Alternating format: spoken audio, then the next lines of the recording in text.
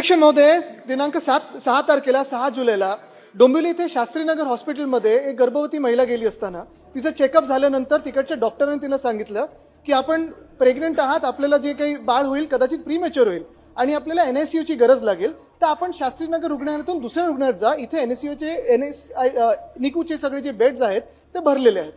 पण हे ऐकताच कोणीतरी तिकडच्या एका स्थानिक नगरसेवकाला बोलवून तिकडच्या महिला डॉक्टर, पुरुष डॉक्टर, नर्सेस, आता आपण ऐकतो की आपण अजून काही नवीन नर्सिंग कॉलेज वगैरे सुरू करणार आहे, पण अध्यक्ष महोदय त्या नगरसेवकांनी हात उचलला आणि त्या डॉक्टरांना मारहाण केली. अध्यक्ष महोदय, किती गंभीर प्रकरण आहे, किती गंभीर प्रकरण आहे अध्यक्ष महोदय. म्हणजे एखादा कोणी डॉक्टर आपल्याला सांगतो की ह्या हॉस्पिटलमध्ये बेड नाहीये, निकूची गरज लागणार आहे आपल्याला, आपली ऍडमिशन दुसऱ्या हॉस्पिटलला करून देतो, आपण मारहाण करायची डॉक्टर्सना. महिला असो, पुरुष असो, कुठचेही डॉक्टर्स असो, कुठचेही नर्सेस असो, कुठचेही रेसिडेंट डॉक्टर्स असो. अध्यक्ष महोदय, काय चाललंय आपल्या राज्यामध्ये? मला वाटतं सगळेच इथे मान्य करतील की असं जर डॉक्टर्सना मारहाण व्हायला लागली आणि जर काम बंद झालं तर बाकीच्या रुग्णांबद्दल काय अध्यक्ष महोदय?